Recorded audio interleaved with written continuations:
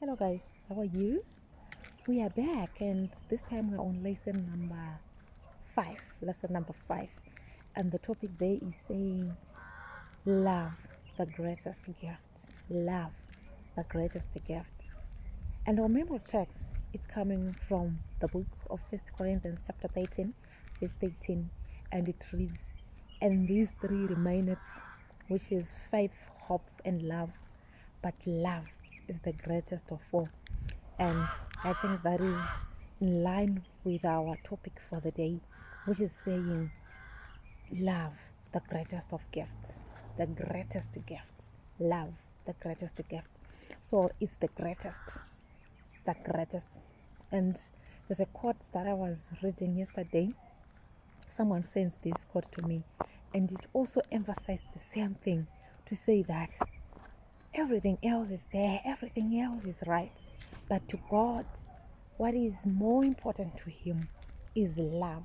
What is more important to Him is for us to love those that we are close to, those that we see, that we pass through each and every day of our lives. And that's the most thing, that's the greatest thing to Him.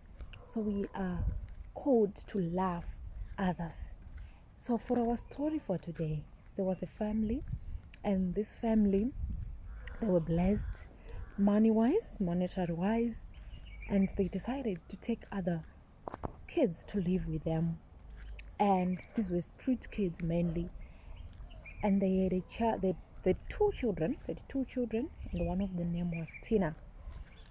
And when the other children came to start living with them, the children, they've been taught how to love others. So to them it wasn't something difficult. They thought, nah, you know what, we're gonna solve this, we're gonna do it. But then you know what happened? One of the child decided to run away one of the days, and when he ran away with their toys, their beautiful toys, new toys that the father had bought for them.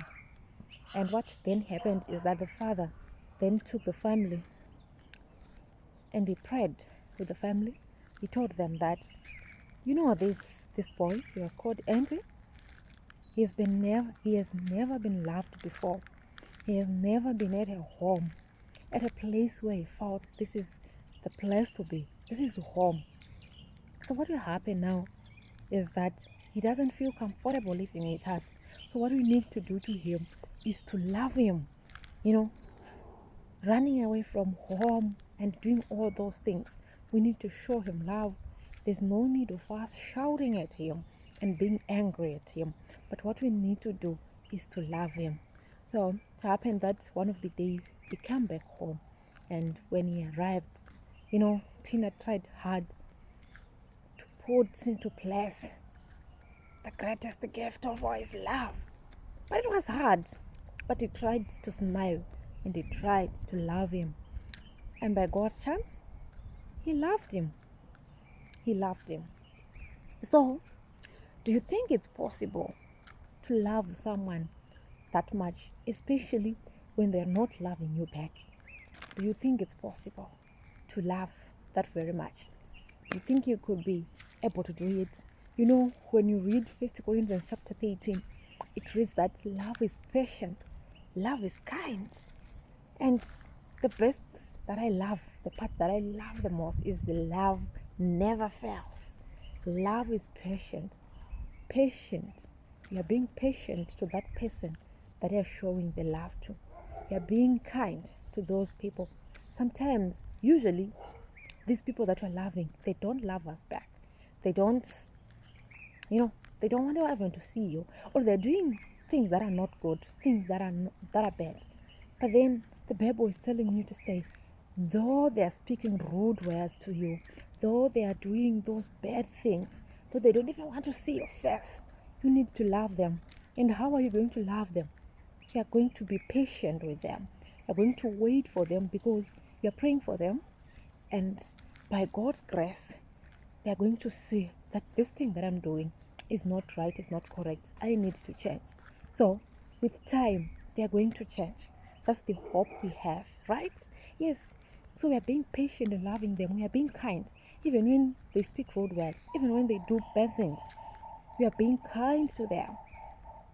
And love never fails. So if you're loving someone, it will never fail. Love never fails. I think that was the best part that I got. And I remember that I had these parents. They once told me about this chapter. Do you know what they told me? They told me that you need to read this chapter each and every day of your life if you want to if you want to know how to love. If you want to be guided in this thing, you need to read 1 Corinthians chapter 13 verse 13. Of course, they were kind of counseling me relationship wise, and then they were telling me, if you want this relationship to continue, you need to read this chapter every day of your life. Read that 1 Corinthians chapter 13 verse, all the verses there. They're telling you, when it's hard to love someone, when you know that this is my mother, but then the things that she's doing, I don't think I'll be able to catch up with her, whatever that's happening. And then you're being told, read that chapter 13 of 1 Corinthians, and then it will strengthen you. You know how to love her. You know how to love those friends that have not been kind to you. Yes. So I think, to me, when you're just reading it, it's kind of impossible, especially when you're seeing that this person, I have tried all I can, but then they're not showing back the love that I'm giving them. But then love never fails. I want you, boys and girls, to ask Jesus, say, Jesus, please help me to love you the same way that you love me. We sin each and every time, we do bad things, but then Jesus, he loves us with all those bad things that we've been doing. He doesn't care much. Of course he cares. He wants us not to do the same thing, but his love for us never changes. Even if we're doing those bad things, you say, I will still love you, my daughter. So I want you to ask Jesus, to say, Jesus, may you please help me to love those people that are around me the same way as you love me, even though I do bad things, even though I fall sometimes, but you are always there for me. Can I be like that? Can I be like you, to love those that are around me, even though when they are not being nice and good to me? And I think I read this from someone where he was saying that the last part of love is letting go. Like, the last thing that you could do when it comes to love is letting go. So when you love someone that much, especially when you look at the plan of redemption, God, he loves us very much. But then, because we are unlovable, he's still loving us in that unlovable part. And then what is he going to do? Because he loves us that much, he's going to let us do whatever that we want. He is going to let us, be selfish. And, the end is not very nice. Yeah, so he's letting, his love, he doesn't force us to love him.